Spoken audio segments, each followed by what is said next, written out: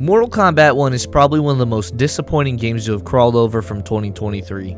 Now, I know that sounds kind of crazy, especially since I made a whole video preaching on how it was better than MK11, but now that it's been some time since its release, and it's clear where the game is currently at, let's get right into how MK1 is worse than Mortal Kombat 11. What are they, vegetables or fruit? And what does that make, ketchup?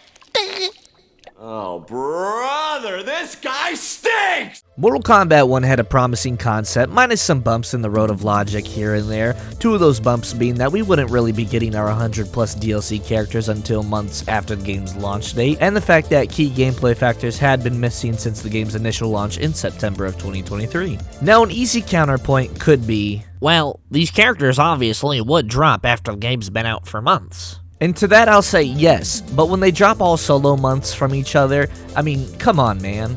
But we'll talk about that later in the video though. When I talk about how MK1 isn't any better than MK11, I'm not going to fully backtrack on everything, because some feelings still hold when I think about the previous game. I still like the newer world that has been created through Liu Kang's vision and how the story plays out versus the previous game, minus some nitpicks here and there of course. But to start with, the biggest gripe I have when pitting these two games against each other is the quality and quantity of content to play through within them.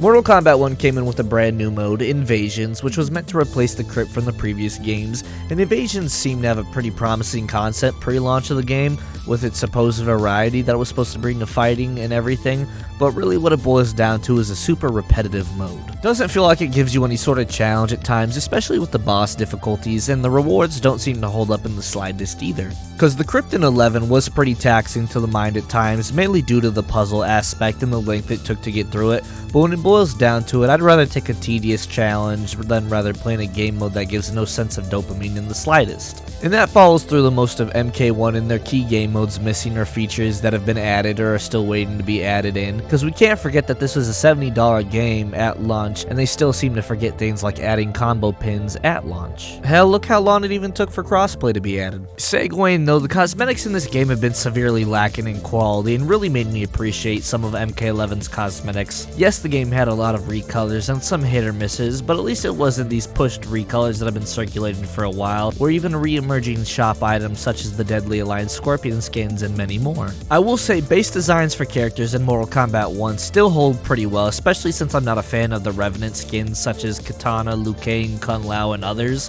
from MK11. Almost died getting that sentence out. But there hasn't been much added to this game besides seasonal recolors along with mastery items. And speaking of mastery items, look how they did my boy Peacemaker. They didn't even give him the helmet choices from the show. Like, come on, man. You had one freaking job. So all in all though, with the cosmetic department in this game, it's just really not there quantity and quality wise. Hey, I just want to take a quick intermission real quick and say I'm not targeting this game out of spite or anything, but it's the solid fact that Mortal Kombat 1 is a modern day game that is priced at $70 and just kind of lacks a delivery in the content that should have been there from the beginning, such as, like I said, combo pins and crossplay. Crossplay was just added like a week ago, so take that for as it may be. But yeah, just sad to see it follow with modern day gaming practices of giving us unfinished games at full prices. It's just not, it's not fun. Nobody likes it, nobody wants it. So just want to get that out there.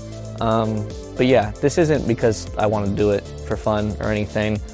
Yeah, so take that as you will and resume with the video. So guess I'll go back this way.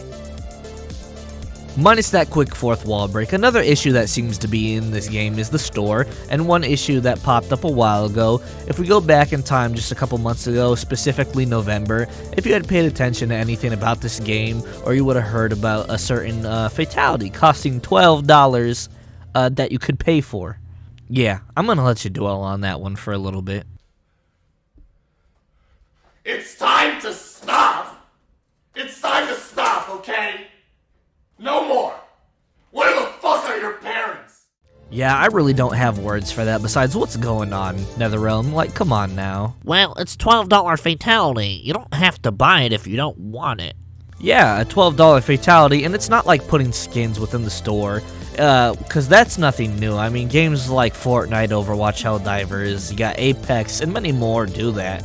But if you think about it, when you add these new concepts like announcer voices and fatalities are something that have been in the game's DNA since the jump, and it's really just shameful. I mean, mind you, this game is also $70 or over $100 if you bought the DLC characters with it. Which brings me to my next point, DLC characters in Mortal Kombat 1 versus Mortal Kombat 11. When playing fighting games like MK1, Street Fighter, Tekken, hell even Killer Instinct, one of the best parts about these games is additional DLC characters that drop throughout the year. My issue with dropping characters with space in between them isn't that it takes too long or it keeps the players returning, but it's the fact that we have to wait for these characters but still can't get fun game modes to hold us over. Now I know MK11 did the same thing, it put space between these characters, but MK11 had game modes though, I'll give it that. I love the fact that we're getting these characters in the game like Peacemaker, Omni-Man, Homelander, etc, Ermac, even though he looks kinda ugly, but it's something that I end up playing when they drop for a little bit and then wait till the next one. And I truly don't see this game getting a Combat Pack 2, and that might be me talking wild,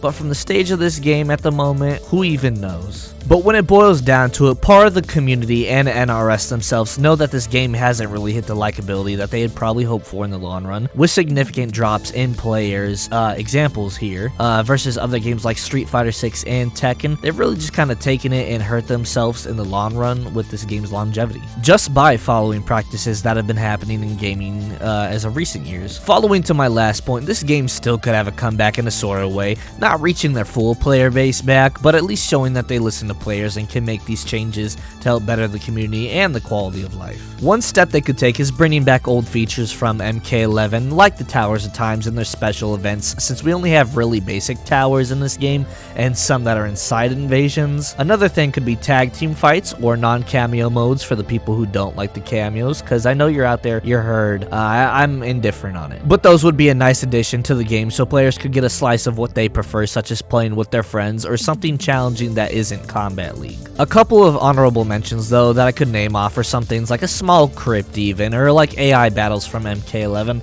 It sounds like backtracking, but when it comes down to it, I just want to see more options within the game so it gives a little jump that it needs for the player base. Cause in the end, Mortal Kombat 1 had and still has so much potential in the gaming community. Games that were way worse in the beginning have bounced back in their later years, such as No Man's Sky, but again, only time will tell. When I did title this video though, I did in the mindset that I'm past the honeymoon phase for this game and somewhat missing things about MK11 after all. Cause MK11 really wasn't as bad as I was claiming it to be in my past video, and it definitely isn't worse than Mortal Kombat 1. I still like some aspects of Mortal Kombat 1, but their lack of care for the game past its launch and somewhat even that has been choppy, and I can 100% say that it's not going to get better than Mortal Kombat 11. I mean, take that how you will, but yeah, that's just kind of how I see it at the moment, and it's very sad that that's what kind of state of game we're in right now. But yeah, I've been thinking about this video for a while now, because I never had a follow-up besides the Omni-Man Mortal Kombat video I did a little while ago, so I don't want you to think that I'm switching up and going on a hate binge here. I'm just tired of unfinished games and lackluster shit that's going through the industry right now. And with that being said, I hope you guys liked the video, and I will see you in the next one. Your wife is smoking hot. I'd totally tap that. Show some respect, Peacemaker.